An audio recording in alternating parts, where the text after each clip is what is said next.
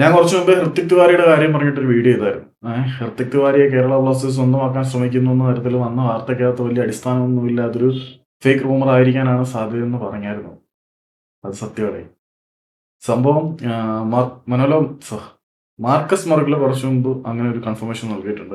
ഹൃത്തിക് തിവാരിക്ക് പിന്നാലെ ചെന്നൈയിൻ എഫ് സിയെ പോലെയുള്ള ക്ലബ്ബുകൾ വളരെ വ്യാപകമായിട്ട് രംഗത്തുണ്ട്. ചെന്നൈയിൻ എഫ് സി അദ്ദേഹത്തിനെ സ്വന്തമാക്കുക എന്നുള്ള തീരുമാനത്തിൽ ഉറച്ചു തന്നെ നീങ്ങുന്നത് പോലെയാണ് കാര്യങ്ങളുടെ ഗതിയെന്നാണ് മാർക്കസ് അവകാശപ്പെടുന്നത്. പിന്നെ അതുകൂടാതെ മോഹൻ ബഗാനെ പോലെയുള്ള ക്ലബ്ബുകൾ വളരെ ലുക്രേറ്റീവ് ആയിട്ടുള്ള ഓഫറുമായിട്ട് ഹൃത്തിക്കിന്റെ പിന്നാലെ ഉണ്ട് എന്നവർ കൺഫേം ചെയ്തു. അതിനോടൊപ്പം മാർക്കസ് സ്പെഷ്യലായിട്ട് എടുത്തു പറഞ്ഞ കാര്യം കേരള ബ്ലാസ്റ്റേഴ്സ് താരത്തിന്റെ പിറകിലുണ്ട് എന്ന് പ്രചരിക്കുന്ന വാർത്തയ്ക്ക് പിന്നിൽ യാതൊരു അടിസ്ഥാനമില്ല.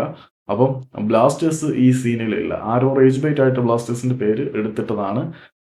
അത് ഞാൻ കഴിഞ്ഞ വീഡിയോ വന്നപ്പം ഇതിന്റെ വീഡിയോ ചെയ്തപ്പോൾ ഞാൻ പറഞ്ഞിരുന്നു എനിക്കങ്ങനെ തോന്നുന്നുണ്ട് അത് ഫേക്ക് ആവാനാണ് ചാൻസ് എന്ന്. അപ്പം മാർക്കസ് തന്നെ കൺഫേം ചെയ്തിരിക്കുകയാണ് that was A fake news.